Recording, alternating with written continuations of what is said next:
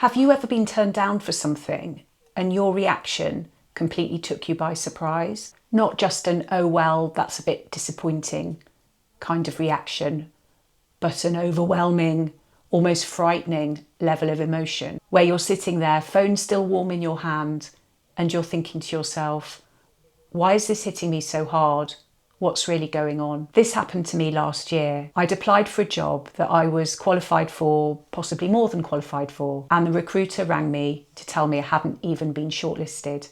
And I cried, properly cried, over the phone with somebody I'd never met face to face. In today's video, I'm going to tell you what that call really was, because it wasn't about the job. 1 week before that call, if you'd asked me what I should do next if I hadn't been shortlisted for the job interview, I'd have said, dust yourself down, it's just one job, tighten up your CV, tailor make it a bit, do some interview practice, work your networks, have coffees with people or Zoom catch-ups, get yourself out there and don't let it get you down.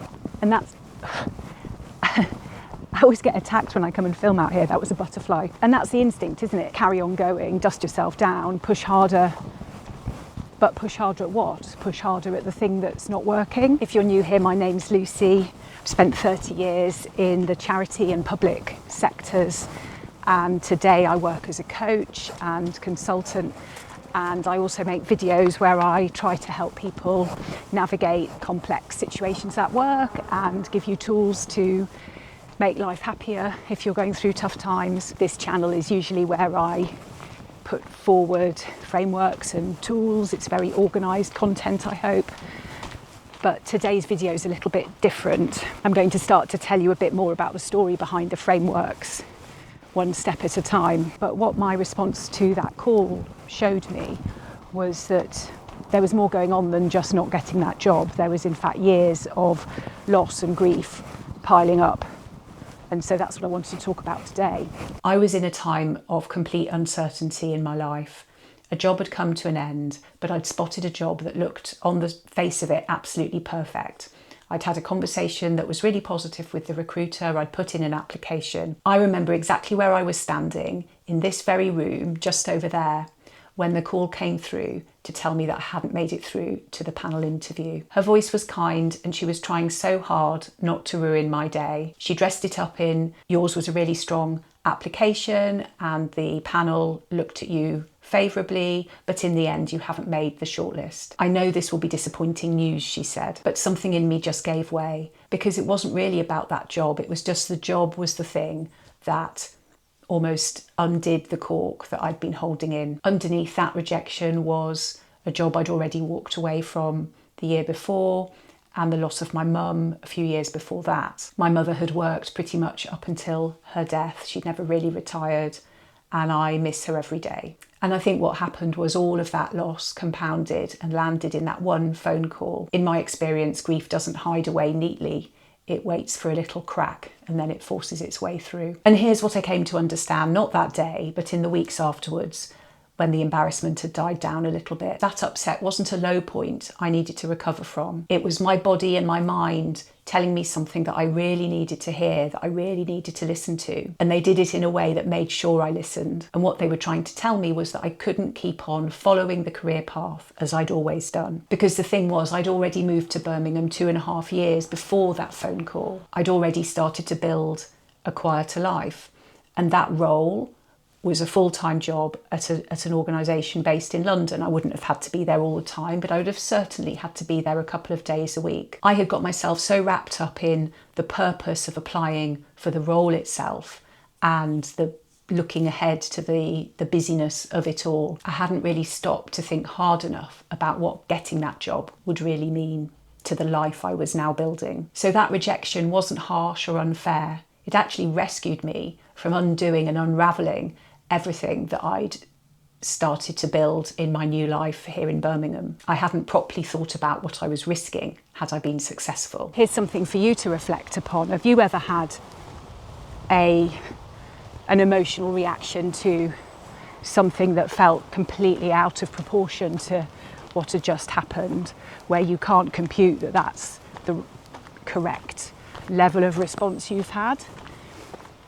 Have a think, maybe write it down and reflect on Is there something else that was going on there for you that could explain why the reaction felt disproportionate? This is the first in a series when I'm telling you more of my own story, not because I've worked it all out yet, but precisely because I haven't, and I want to take you along with me. I'm somewhere in the middle of partly wanting a quieter life, but partly feeling that I'm not finished yet, and I don't want to be irrelevant. It feels a bit like a constant tug of war between peace and quiet in the garden, not doing too much, and wanting what I used to have, which was being very busy, overwhelmed by all kinds of juggling all kinds of different priorities. And I don't know how this journey ends. I don't know how the story's going to turn out.